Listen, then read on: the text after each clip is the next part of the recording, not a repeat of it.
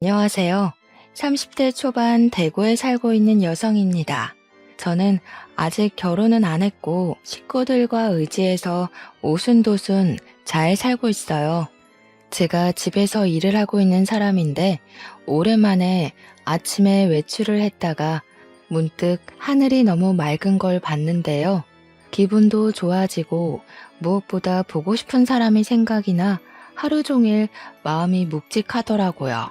잠깐의 외출로 생각난 그리운 사람이 제 머릿속을 떠나지 않아 글로 추억해 보려 합니다. 제 말도 안 되는 사연 한번 들어보고 가주세요. 저는 어릴 적 부모를 잃고 8살 차이 나는 언니와 함께 친척 집에서 컸어요. 친척들은 부모 없는 저희를 불쌍하게 봐주어 걷어주었고, 저랑 언니는 부모님이 왜 돌아가셨는지 알지도 못한 채 그렇게 성인이 되었습니다.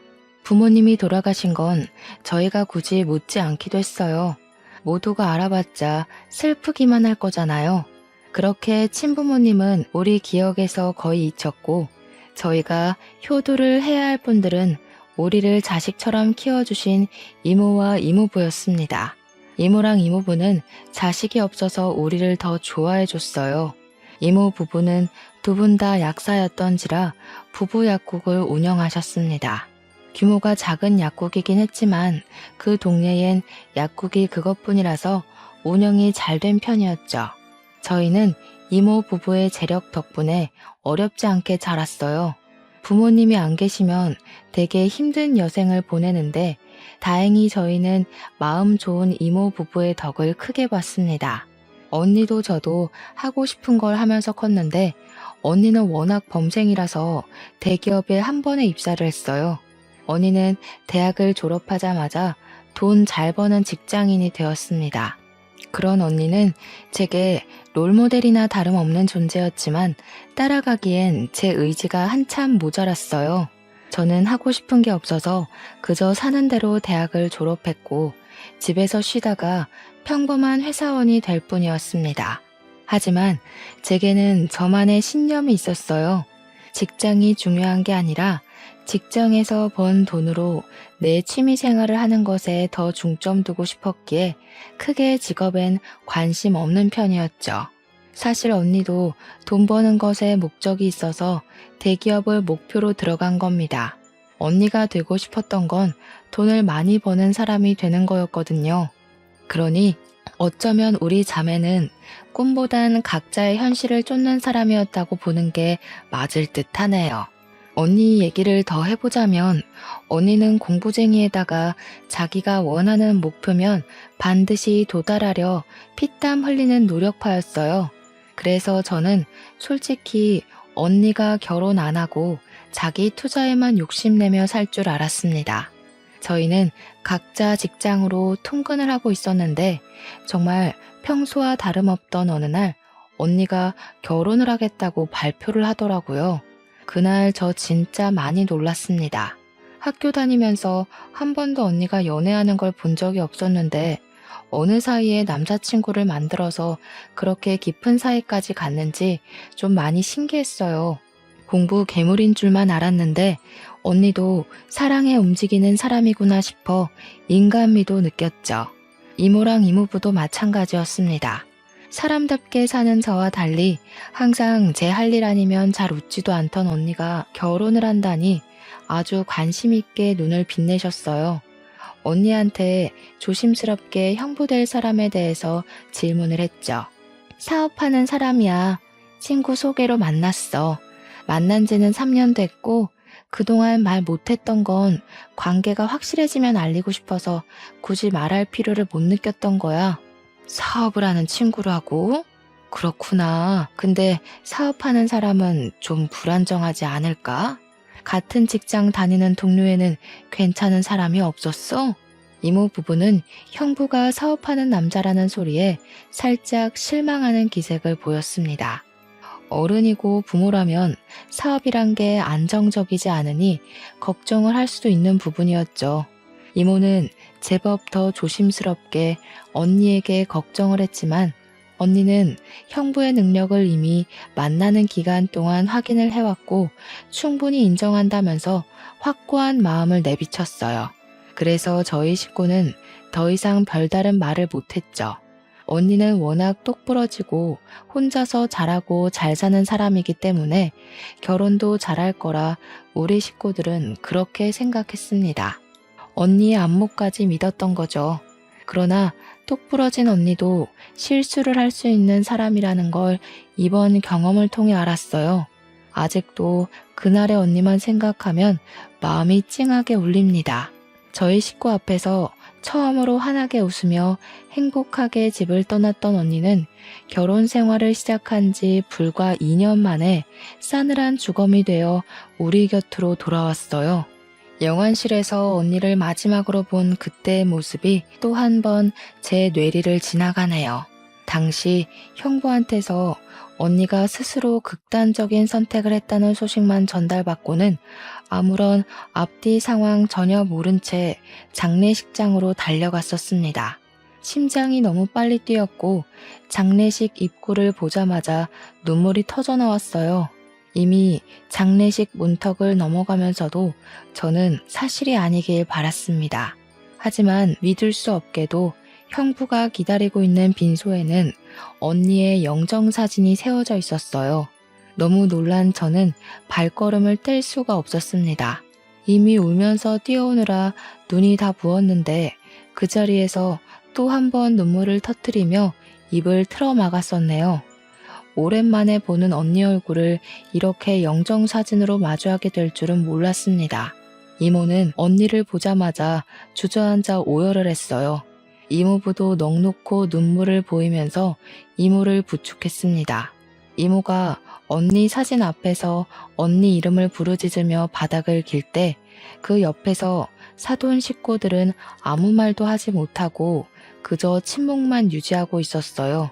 그때 비통하게 통곡을 하던 이모는 눈물이 곧 분노가 되어 이모부를 뿌리치고 자리에서 일어났어요. 다짜고짜 형부에게 달려들어 멱살을 잡았습니다. 이게 뭐야? 자네가 말해보게. 우리 혜인이가 왜 이렇게 된 거야? 내 딸 평생 행복하게 해준다고 하지 않았어? 대체 왜 우리 혜인이가 저기 있는 거냐고? 죄송합니다. 평소에 직장일 때문에 스트레스가 많았는데 제가 못 살폈어요. 정말 죄송합니다. 죄송하다는 말밖엔 드릴 말씀이 없네요. 우리 애가 자네를 얼마나 믿었는데, 잘 웃지도 않던 애가 결혼한다고 얼마나 행복해했는데 왜 우리 애가 저렇게 될 동안 아무것도 못했어, 왜? 언니가 말을 안 해서 저희 식구는 전혀 모르고 있었습니다. 형부 말에 따르면 언니가 결혼 생활과 직장 생활의 병행을 잘 적응 못해서 크게 힘들어했다고 하는데 상상도 못했어요. 언니는 펜으로 허벅지를 찔러가며 밤새 수능 공부를 할 때도 대기업 합격을 위해 대학과 학원을 병행하고 인터넷 강의까지 들으며 시간을 보냈을 때도 힘든 기색 하나 없었던 사람이에요. 쉬엄쉬엄 하라는 이모 말에도 체력이 남아 돈다며 오히려 이모랑 이모부의 걱정을 안심시켜주던 언니였습니다. 그런데 직장 다니면서 결혼 생활에 적응을 못해 극단적인 선택을 했다뇨. 그럼 직장이 힘들었다는 걸까요? 결혼 생활이 힘들었다는 걸까요? 강철 언니를 무너뜨리려면 어떤 영역이 얼마나 힘든 강도였다는 걸까요? 언니는 형부와 지내는 동안 시름시름 앓으며 간간히 안색이 안 좋은 게 보였는데 형부가 물어도 괜찮다고만 해서 형부도 그러려니 넘겼다고 했어요. 그러다 언니가 극단적 선택을 한 당일 주말 아침에 형부가 한 번 더 언니 안색을 걱정했고 병원 가자고 권유도 했다고 했습니다. 그때 언니는 그냥 아침 공기 좀 쐬고 오겠다고 집을 나갔을 뿐이고 그 이후 저녁까지 들어오지 않았다네요. 형부가 걱정이 돼서 뒤늦게 연락을 했지만 언니 폰이 집에 있다는 것도 그때쯤에 알았다고 했어요. 그래서 경찰에 신고를 했던 거고 언니가 주검이 되어 돌아왔다고 했습니다. 언니에게 그런 고충이 있는 줄도 모르고 그저 언니가 괜찮다고 하면 진짜 괜찮은 줄 알고 넘겼던 지난 과거까지 후회가 되었어요. 언니를 존경하기만 했지 단 한 번도 언니에게 위로를 줘야겠다는 생각은 못 해봤습니다. 제가 언니에 대한 관심이 부족해서 점점 시들어가는 언니를 일찍 발견해주지 못한 게 너무 미안했어요. 자라면서도 외롭게 공부랑 다투며 사람과의 추억도 제대로 못 쌓았던 우리 언니. 그런데 마지막 가는 순간까지도 누구 하나 손잡아주는 사람 없이 그렇게 홀로 쓸쓸히 갔네요. 하나밖에 없는 내 사랑하는 언니가 너무 불쌍해서 그날 빈소에서 참 많이 울었습니다. 사람이 울다가 죽을 수도 있다는 걸 느꼈을 만큼 고통스럽게 울었어요. 이모는 3일 내내 빈소를 떠나지 않고 자책을 했어요. 밥도 안 먹고 언니 사진만 바라보면서 자신이 조금 더 엄마처럼 품어줬다면 이렇게까지 슬픈 선택은 안 했을 텐데 하면서 끊임없이 죽은 언니한테 용서를 빌었습니다. 발인 시기 오기까지 너무 짧은 시간이었어요. 사돈 어른들도 우리에게 면목이 없다면서 언니를 못 지켜줘서 미안하다고 하더군요. 올바른 애였으니까 좋은 곳에 갔을 거예요. 혜인이가 좀 똑똑한 아이입니까?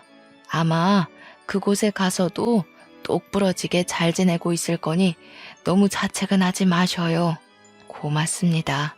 제가 너무 속상한 마음에 실언을 많이 했던 것 같은데 너그러운 마음으로 용서해 주세요. 그동안 우리의 좋게 봐주셨던 은혜 잊지 않을게요. 사돈 어른은 우리에게 언니 조의금이니까 자기네들은 손대지 않겠다고 선의를 베풀어 줬습니다. 그런 사돈 어른 마음에 고마워서 이모 부부는 같이 고생했는데 그럴 수가 있냐며 조의금에서 반을 내드렸어요. 그리고 사돈 댁과는 그렇게 연이 끊어질 줄 알았어요. 기회가 되면 웃는 얼굴로 다시 만나 밥 한 끼 정도 하자고만 하고 서로의 건강을 기원하며 작별 인사를 했습니다. 근데 언니가 죽고 일주일도 안 돼서 저희는 조금 당황스러운 사실을 직면하게 되었어요. 전혀 몰랐는데 언니 밑으로 빚이 수억이나 딸려 있다는 걸 알았습니다. 이모 부부도 너무 놀라서 이게 정말 언니 앞에 있는 빚이 맞는지 몇 번이나 확인을 했어요. 여보, 우리 혜인이가 이럴 애가 아닌데 어떻게 된 거지? 이렇게 무턱대고 돈을 빚낼 애가 아닌데 무슨 일 있었던 거 아닐까? 이상하긴 하다. 우리가 주는 용돈도 교재 사는 거 아니면 손도 안 대던 앤데 박서방은 뭐 아는 게 있으려나? 많이 이상했습니다. 이모 말대로 언니는 절대 빚을 낼 사람이 아니에요. 근데 대체 뭐가 아쉬워서 이렇게나 큰 돈을 빚냈던 걸까? 형부도 사업을 하고 있었고 언니도 대기업 팀장으로 승진해 돈도 더 많이 벌고 있었는데 말이죠. 또 집이 없는 것도 아니고 애가 있는 것도 아니었는데 대체 왜 이렇게 많은 빚을 낸 건지 아무리 고민해도 이해가 안 되었습니다. 언니가 워낙 자기 얘기를 안 하니까 이래저래 추측도 어려웠어요. 그러나 우리 식구가 몰랐던 고충이 있는 건 확실한 것 같더라고요. 단순히 직장과 결혼 생활 병행 때문만은 아닐 수도 있겠다 싶은 생각이 들었어요. 그래서 한날 제가 형부한테 전화를 걸었습니다. 형부, 언니가 직장 일이랑 결혼이랑 같이 감당하는 걸 힘들어했다고 했잖아요. 혹시 언니가 투잡 준비하고 있었어요? 언니 밑으로 빚이 13억이나 있더라고요. 알고 계셨나 해서요. 오, 그래? 몰랐는데? 세상에나 13억 적은 돈 아닌데 언제 그렇게 큰 돈을 빌렸지? 그것 때문에 그렇게 얼굴빛이 안 좋았구나. 아니, 어쩌다가 그렇게 많은 돈을 빚냈대? 모르겠어요. 저희 언니 워낙 돈 안 쓰는 거 형부도 알잖아요. 함부로 도전 같은 것도 안 하는 사람인데 어쩌다가 이런 건지.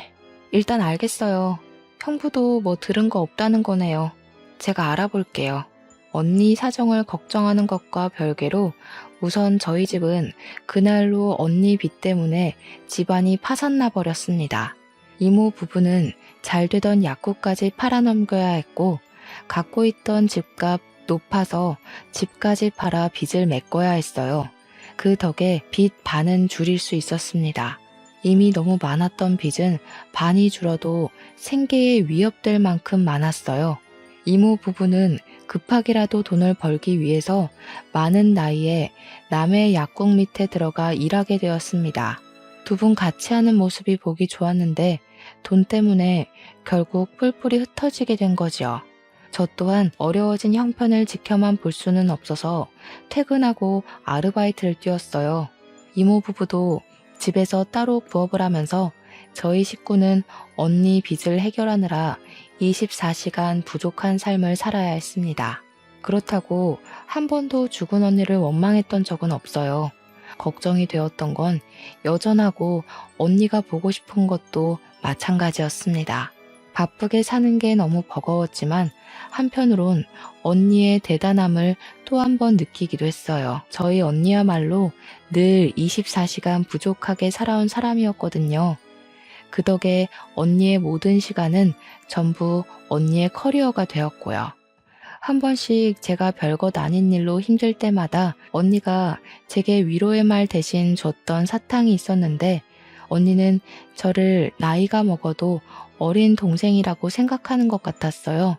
그게 다 늙어서는 그게 한 번씩 꼰대처럼 보여서 내가 앤 줄 아냐고 언니한테 틱틱거리기도 했는데 언니가 죽고 나니까 저는 나무였고 언니는 제게 숲이 되어준 든든한 존재였다는 걸 알겠더군요. 언니가 그렇게 떠나고 난 후 언니가 보고 싶어서 못 견딜 것 같아 언니 물건은 일체 건드리질 않았었는데요. 작은 집으로 이사를 오면서 포장해왔던 언니 물건이 제 방에 있었거든요. 차마 박스를 다시 열어보진 못하고 있었는데 그날은 한번 생각난 김에 열어봤어요. 언니가 제게 하나씩 줬던 사탕도 함에 들어있더군요. 그렇게 언니가 남겨두고 간 유품을 묵묵히 살펴보던 중 갑자기 생각난 게 있었어요. 언니 유품이 우리 집에만 있는 게 아니라 신혼집에도 있다는 것이 떠올랐습니다. 혹시 정리라도 해버렸을까봐 급히 형부한테 연락을 넣었는데 형부가 전화를 안 받더라고요. 그래서 그냥 바로 집을 찾아갔어요. 다행히 형부는 이사를 안 간 것 같았습니다. 제가 아파트로 들어가기 전 형부를 봤거든요. 형부는 벤치 흡연구역에 앉아서 흡연 중이었습니다. 근무 시간인 줄 알았는데 그날은 쉬는 날이었는지 대낮에 형부가 운동복 바람으로 앉아있더라고요. 근데 왜 제 전화를 안 받았는지는 모르겠네요. 일단 저는 다가가서 형부를 부르려고 했어요. 가까이 가니까 형부가 누구랑 통화를 하고 있길래 걸음소리를 줄였습니다. 이번에는 실패 안 해. 그렇게 불안하면 엄마가 또 여자 하나 소개해 주던가. 이번이 마지막이니까 한 5, 6억만 있으면 될 것 같은데. 엄마가 한번 찾아볼게. 요즘 사별하고 재혼하는 사람도 많더라. 순진한 애들로 알아봐 주긴 할 건데 그렇다고 마음 가볍게 먹지 마. 남의 등 처먹는 게 어디 쉬운 일인 줄 아니? 지금 봐라. 괜히 애가 죽어버려선 우리 다 좌불안석이었잖아. 내가 진짜 그땐 숨 막혀 죽는 줄 알았다. 다음 여자는 안 죽게 할게. 한 번 당했으니까 2번 실수는 안 하지. 근데 좀 많이 멍청한 애로 부탁해. 여자가 똑똑하니까 너무 피곤하더라. 알았어. 근데 엄마가 시킨 건 했어? 혜인이 신분증이랑 도장 불태우라고 했잖아. 갖고 있으면 발목 잡혀. 마땅한 장소 못 찾겠으면 엄마한테 말해라. 어디 절에 가서 태워버리게. 듣고 저는 꼼짝도 못했습니다. 대체 이게 무슨 소리일까 생각 많이 했어요. 하지만 도통 제 상식으론 당장 결론 내릴 수 있을 만한 발언들이 아니었습니다. 저는 결국 형부에게 달려들려다 말고 급히 숨어버렸어요. 그렇게 통화는 그냥 그대로 끝이 났는데 제가 나무 뒤에 숨는 바람에 형부가 혼잣말로 중얼거리는 것까지 듣고 말았는데요. 아, 겁나 똑똑한 년. 나 난감하게 만들려고 머리 많이 썼네. 아니지, 멍청한 건가? 지네 가족 거짓골로 할 것까진 생각 못한 거 보면. 형부는 혼자 낄낄대더니 담배를 끄고 다시 집으로 올라갔습니다. 이전에도 언니 죽음에 뭔가 의문이 있다고 생각은 했으나 알아내지 못했었어요. 그런데 형부 통화를 듣고 나서 그 부분에 대해 100% 확신이 들더군요. 왠지 그런 형부 모습을 동영상으로 찍길 잘했다는 생각을 하면서 저는 언니 유품 정리는 일단 뒤로 하고 그대로 집으로 돌아왔어요. 그렇게 방구석에 박혀 있는데 내내 형부랑 안싸돈의 목소리가 제 기분을 찝찝하게 만들었습니다. 저는 결국 다시 언니 유품을 핑계로 형부 집을 찾았어요. 다시 찾은 그 집은 이전과는 다른 용기를 갖고 가야 했습니다. 초인종을 누르기까지 너무 두려웠어요. 그 통화만으로는 우리 언니가 죽은 게 형부랑 관련이 있는 것 같은데 확실한 사실은 잘 모르지만 형부란 존재가 그때부터 좀 공포로 느껴지더라고요. 최대한 표정 관리하고 초인종을 눌렀더니 평소 제게 친절했던 형부가 나왔습니다.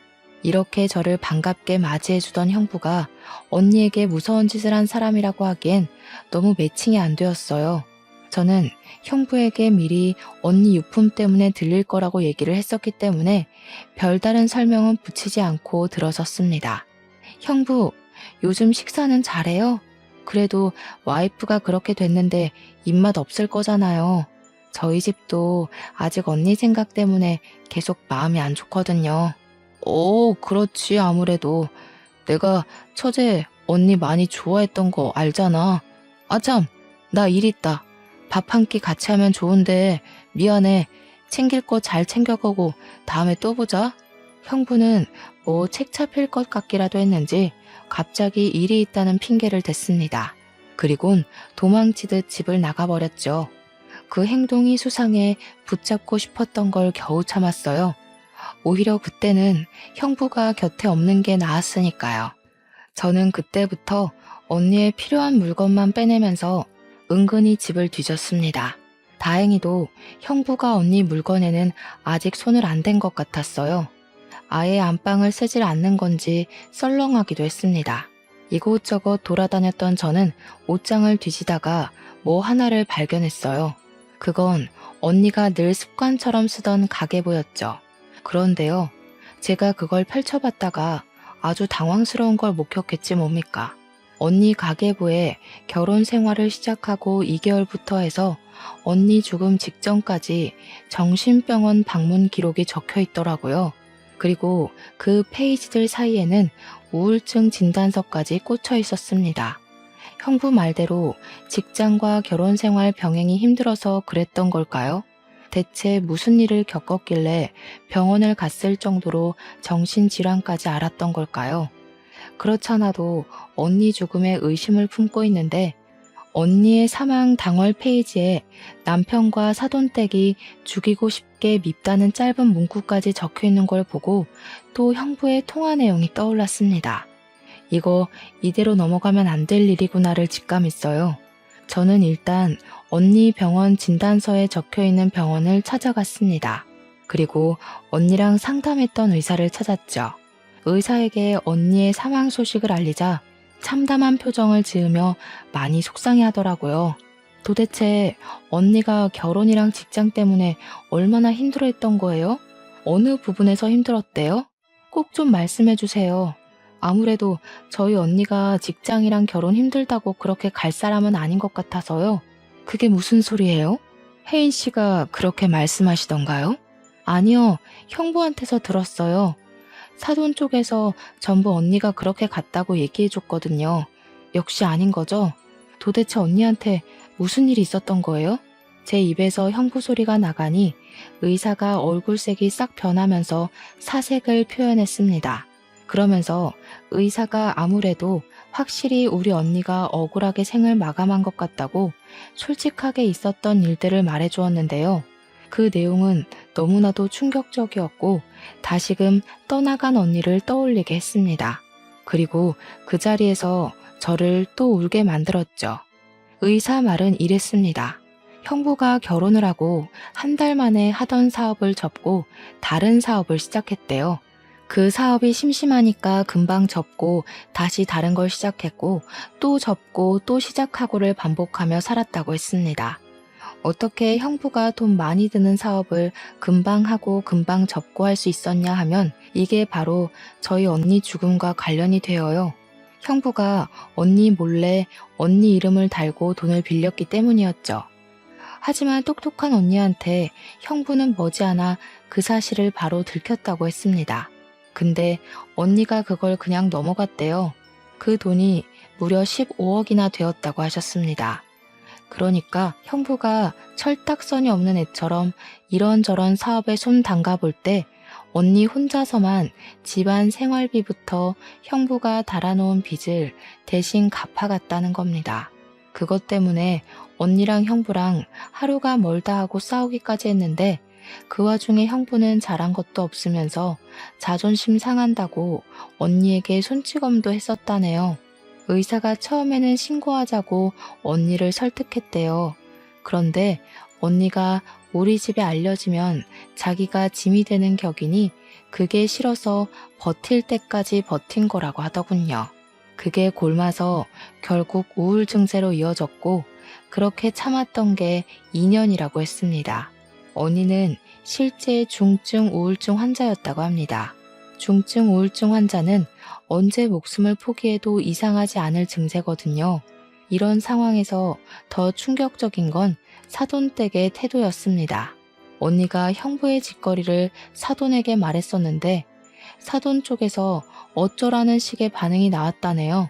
순 헛똑똑이었던 스스로를 탓하라면서 자기 인생은 자기가 잘 책임져야 되는 거라고 남 탓하지 말랬답니다. 어떻게 우울증이 있는 사람을 그렇게 질책하고 함부로 할 수가 있단 말입니까?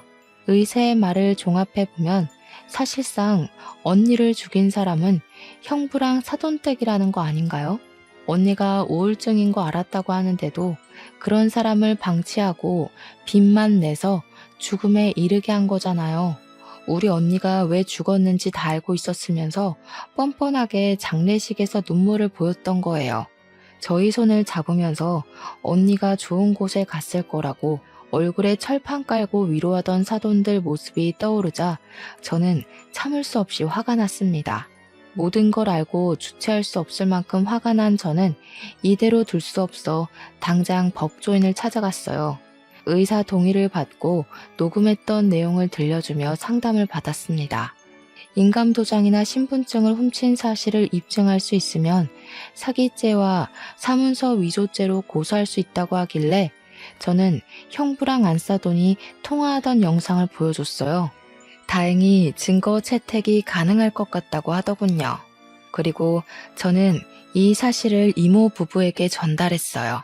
이모 부부도 저처럼 꽤나 충격 먹으면서 머리 끝까지 화를 냈고 불쌍한 우리 언니가 생각나 눈물을 보였습니다. 내가 이놈들 싹 다 죽여놓을 거야.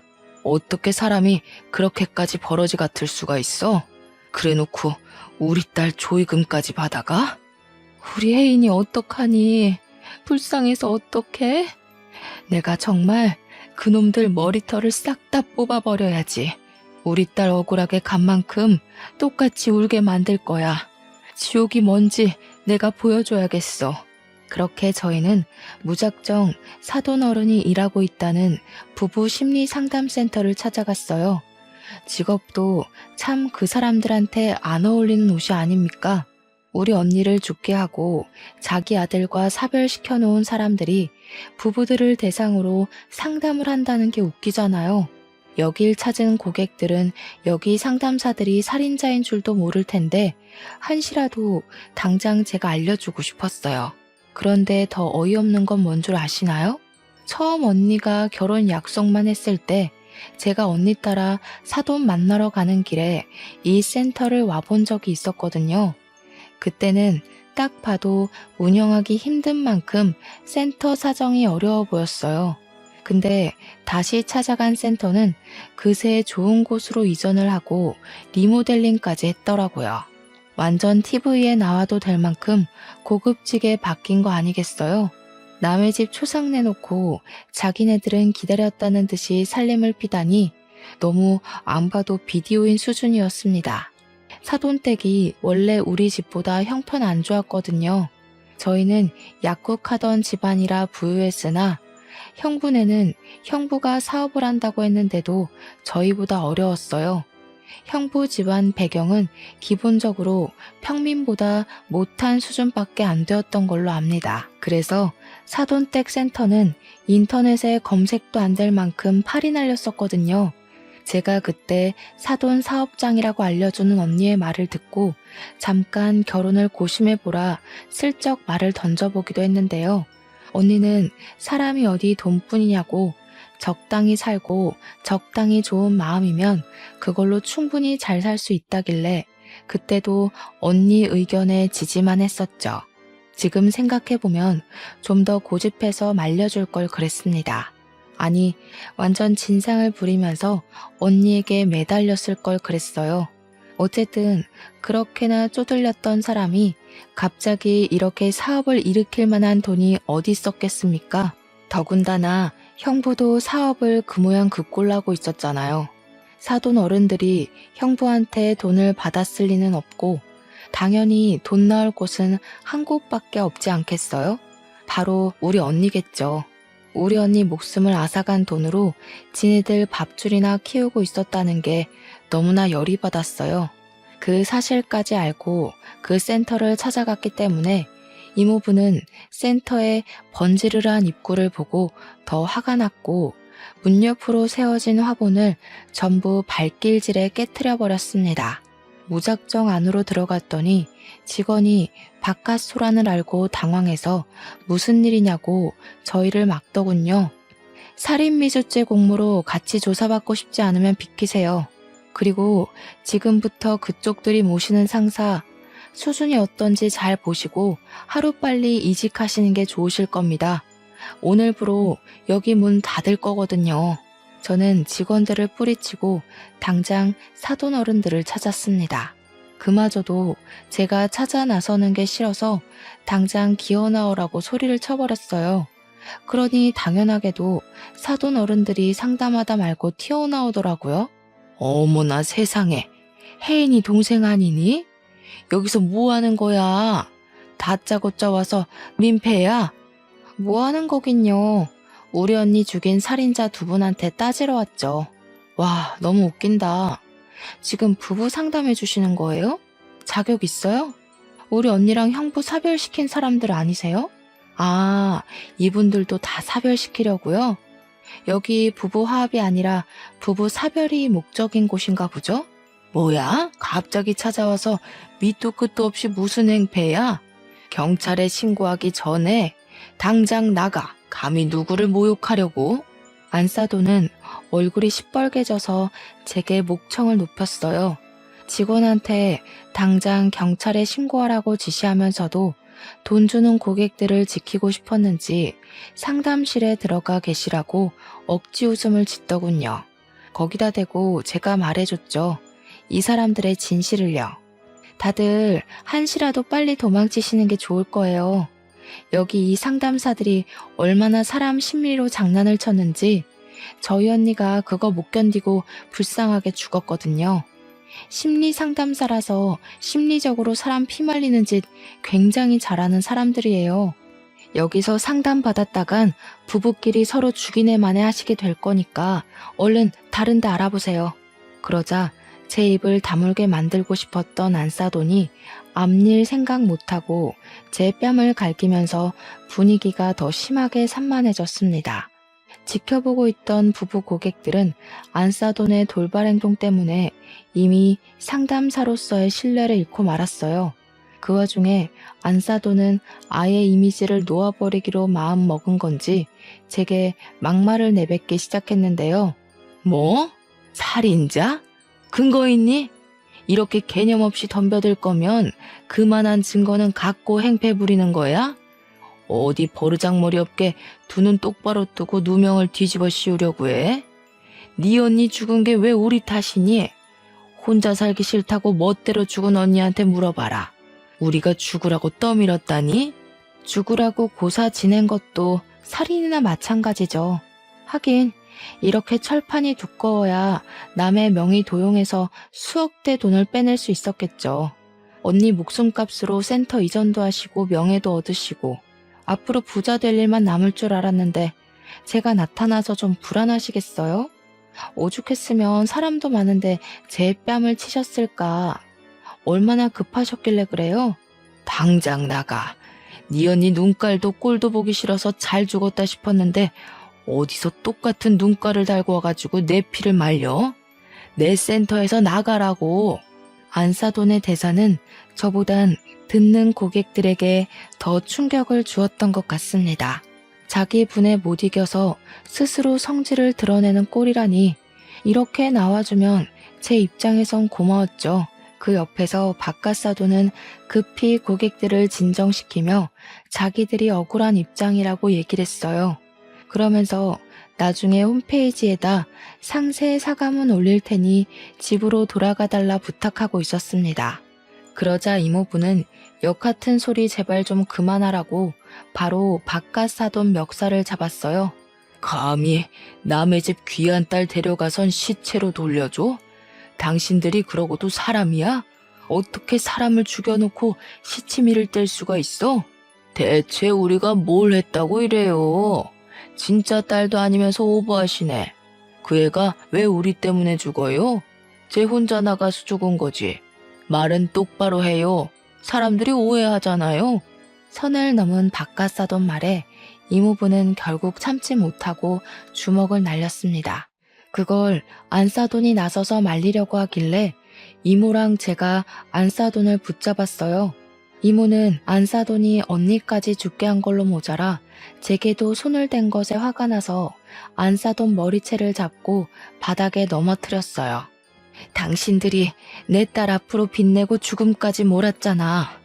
당신들 먹고 살 궁리하느라 내 딸이 죽어가는데도 방치했잖아. 근데도 뭐가 잘못됐는지 몰라? 우리 애가 당신들 입으로 자백한 녹음 다 가지고 있는데?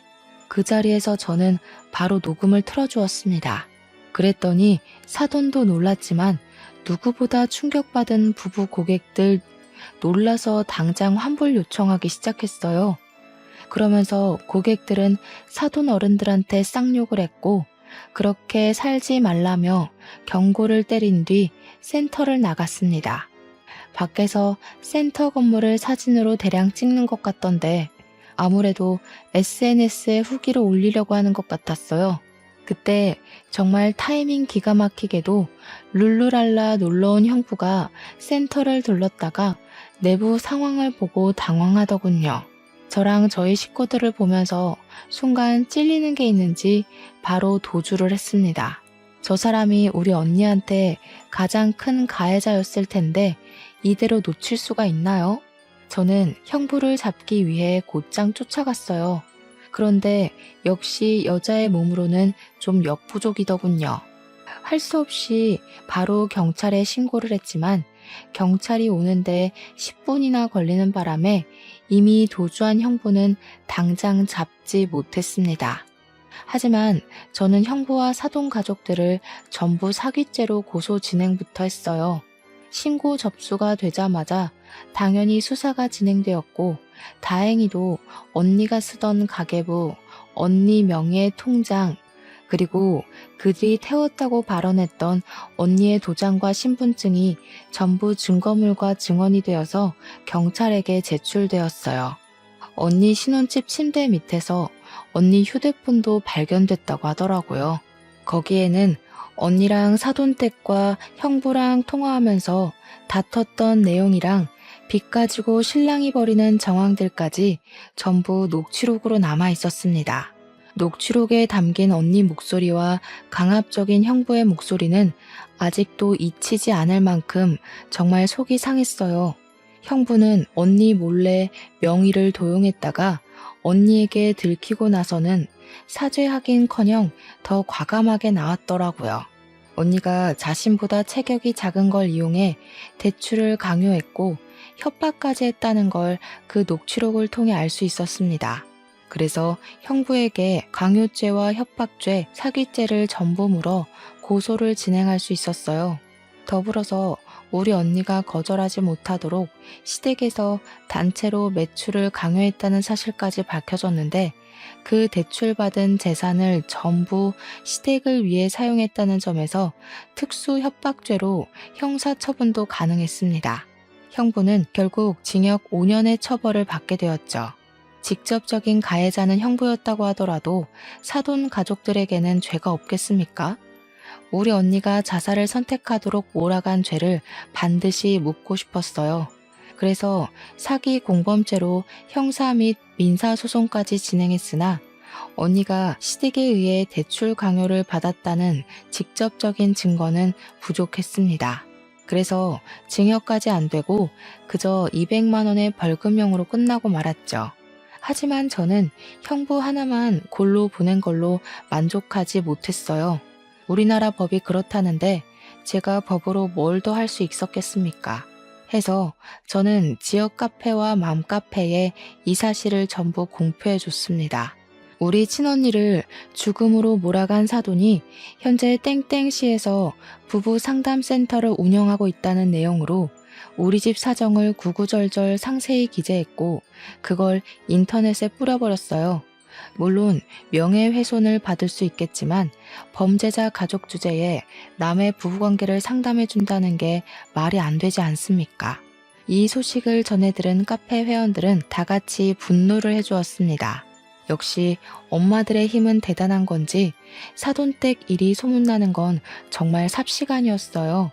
그렇게 지역신문에도 제보가 되면서 그 부부 상담센터는 또다시 본래 모습처럼 파리만 날리게 되었고 적자가 나서 2달 만에 폐업을 하게 되었습니다. 맘카페 회원들은 다 같이 그 부부 상담센터에 찾아가 따지려 했으나 이미 폐업을 해버려서 더 이상 죄를 묻지 못했어요. 사돈댁은 일이 제법 커지고 더 이상 사회가 손가락질하는 그 압박을 견디기 힘들었는지 저희 식구에게 사과를 하고 싶어 했나 봅니다. 제 전화번호는 또 어떻게 알아낸 건지 모르는 번호로 전화가 왔더라고요. 저는 그게 사돈댁인 줄도 모르고 받았더니 그 카랑카랑한 목소리로 제 뺨을 치던 아줌마라서 그냥 끊어버리려고 했거든요. 아니 아가씨, 잠깐만 내 말 좀 들어봐요. 우리가 꼭 아가씨랑 사돈댁한테 이 말을 해야 될 것 같아서 애타게 찾았어요. 미안해요. 혜인이 일은 우리가 평생 사죄하면서 살게요. 그러니까 제발 우리 좀 용서해줘요. 요즘 이상한 방송국까지 찾아와서 집 밖도 못 나가고 있어요. 이제 와서 존댓말 쓰는 것도 웃기네요. 겨우 그 정도로 못 살겠어요? 우리 언니는 그쪽들한테 시달리면서 2년이나 숨막혀 하다가 떠났어요. 뭐 얼마나 지났다고 벌써 죽겠다 소리를 해요? 당신들 벌 받는 거 이제 시작일 뿐이고 우리 언니가 용서했다고 내 꿈에 나타날 때까지 평생 언니보다 더한 고통 받으셔야 될 겁니다. 저는 그래도 전화를 끊어버렸고 수신 차단을 했어요. 우리 언니 죽음은 이런 불장난 같은 가벼운 사과로 넘어갈 문제가 아닌데 어쩜 저들은 사과하는 방법조차 모르는 걸까요? 이게 사과로 될 문제라고 생각하는 수준조차 정말 답이 안 나오는 어른이지 않나 싶었습니다. 저는 이렇게 파렴치한 인간들이 벌을 받게 만들긴 했지만 언니를 잃은 상실감은 여전히 채워지지 않더군요. 제가 언니에게 조금 더 관심을 가지고 살았다면 이런 일이 안 벌어졌을까 싶으면서 뒤늦은 후회만 오더라고요. 우울증에 정신과 약까지 복용했는데 동생인 제가 몰라준 게 얼마나 한심합니까? 이렇게 한 달이 건넌 가족관계에도 발등 찍힌 것이 너무 억울하고 서러운데 우리 언니는 제가 아팠던 것보다 더 아팠겠죠. 모든 것이 다 정리가 된 그날 가장 큰 공허를 느꼈네요. 끝장을 봐서 다행이다 싶으면서도 이대로 그들에게 준 벌이 끝나버린 것이 싫기도 하는 이중적인 마음도 들었고요. 그냥 문득 언니가 보고 싶어서 이랬다 저랬다 하는 것 같습니다. 하늘에서 언니가 저를 꼭 지켜보고 있었길 바래요. 언니 보고 싶은 마음 하나가 제게 이렇게 큰 용기가 되었다고 제 마음의 소리를 들었기를 꼭꼭 바랍니다. 그래도 세월이 약이라는 말이 거짓은 아닌가 보더라고요. 언니가 세상을 뜨고 9개월이 지난 현재 주말마다 이모랑 이모부랑 등산에 취미가 생겨서 다니고 있어요. 등산할 때 체력적으로 힘이 드니까 딴 생각을 안 해서 좋더라고요. 특히 산 정상에 올라가면 마치 제가 힘들었던 순간순간들이 결국 다 수억만 가지의 경험 중 하나일 뿐이라는 생각이 들어요. 그만큼 언니가 보고 싶은 그리움과 슬픔보다는 언니와 좋았던 추억이 제 마음에 더 크게 자리 잡는다는 거죠. 저도 언젠가는 언니가 있는 곳으로 갈 운명이잖아요. 나중에 저희 식구들도 전부 언니 곁으로 갈 거고 우린 또 만나게 될 텐데 뭘 그렇게 그리워했을까 싶더라고요. 그래서 산 정상만 올라가면 항상 갈피를 못 잡던 제 마음이 좀 진정이 되어서 좋습니다. 그건 이모랑 이모부도 마찬가지라고 하네요. 여러분들은 꼭 결혼한 형제자매가 있다면 옆에서 끊임없는 대화를 해줌으로써 우리 언니 같은 불상사가 일어나지 않도록 잘 대처했으면 해요. 속상하게도 가족의 소중함은 이들이 떠나야만 더 크게 느껴지지만 우리가 끊임없이 되새긴다면 충분히 후회되지 않게 표현할 수 있다고 생각합니다. 지금까지 제 사연 관심 있게 들어주셔서 감사합니다. 늘 행복하세요.